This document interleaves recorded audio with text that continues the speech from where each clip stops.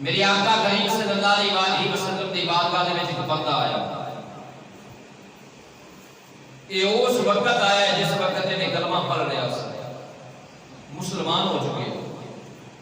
ہن حضور دی بارگاہ دے وچ آیا, آ کے عرض کرنے لگا یا رسول اللہ صلی اللہ علیہ وسلم, میری قسمت دے وچ اللہ نے برا لکھا, اچھا نہیں لکھا.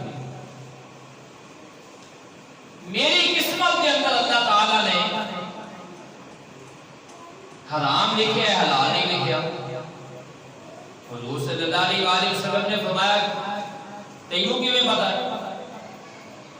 عرض کرنے لگا یا رسول اللہ, مسلمان ہون تو پہلے میرا کام سی کہ میں آلات موسیقی بجا کے اور لوگاں نو گانے سنا کے تے مال کمانا سا, اور یہ کام میرے بڑیاں دا بھی سی. اور یہ ساڈے بڑیاں تو آ رہے, اج بھی کچھ لوگ کہتے ہیں کہ ساڈا پیش ہے بڑیاں دا پیش ہے, اسی مانگے کے کھانے ہیں, یہ بڑیاں دا پیش ہے. ساڈا یہ بڑیاں دا پیش ہے علی اسی چمٹا بجا کے کھانے ہیں. ساڈا بڑیاں دا پیش ہے علی اسی جو ہے نا وہ فلاں کام کر کے کھانا ہے. انہیں بھی یہی لفظ بولے سن, یا رسول اللہ میرے بڑیاں دا پیش ہے, میرے بڑے بھی آلات موسیقی بجا کے گانے سنا کے کھاتے سن, اور میں بھی اسلام قبول کروں تو پہلے گانے سنا کے آلات موسیقی بجا کے کما کے کھانا, اور میں اس کو علاوہ ہوں کوئی کام نہیں کر سکتا. آج بھی لوگ کہتے ہیں ساڈے کو ہوتا کوئی, اسی یہی کر سکتے ہیں. اس نے بھی عرض کی تھی نبی پاک دی بارگاہ, یا رسول اللہ میں اور کچھ کر نہیں سکتا, اس کو علاوہ یہی کر سکتا. تو لہذا میں نے ہن یہ اجازت دیتی جائے پہلے میں گانے سنا کے تے لوگاں نو خوش کر کے مال کماندا سا, تے ہن میں اسلام دیاں سونیاں گلاں لوکاں نو سنا کے تے میں اپنا روزگار ٹوکاں. اج بھی یہی طریقہ ہے. آلات موسیقی محفلاں تے آندے نے, ایک نال ڈھولکی بجانے والا ہوتا ہے اور دوسرا نعت پڑھنے والا ہوتا ہے. تو جی نعت پڑھی جا رہی ہے, میں کہ ان کی اجازت نبی پاک نے نہیں دی. نبی پاک نے صحابی کو منع فرمایا ہے. اور دوسرا طریقہ گلیاں دے اندر جناب ڈھولکی بجا کے کھڑ کے دروازے دیان والے منگل والے, یہ کوئی گل نہیں, نعت کے پڑھ رہے ہیں.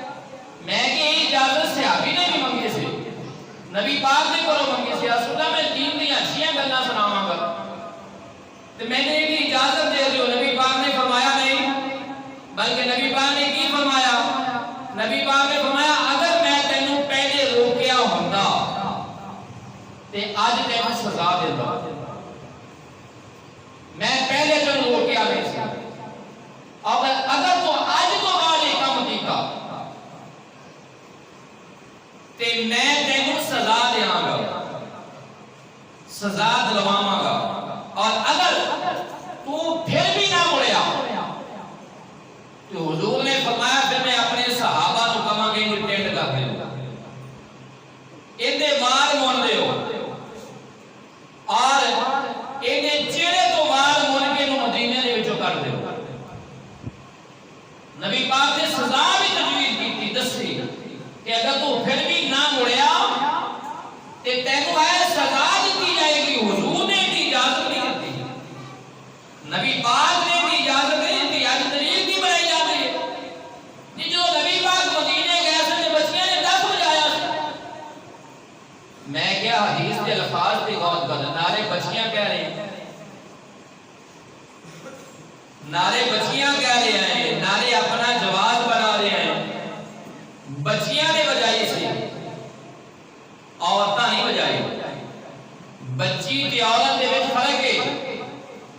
بچی وہ ہے جن دے شریعت دے احکام جاری نہیں ہوندے, وہ بچیاں بجائی. اور دوسری بات اجی اس وقت شریعت دا نزول ہو رہا سی, شریعت مکمل نہیں سی ہوئی, شریعت دا نزول ہو رہا ہے, مگر مرد آیا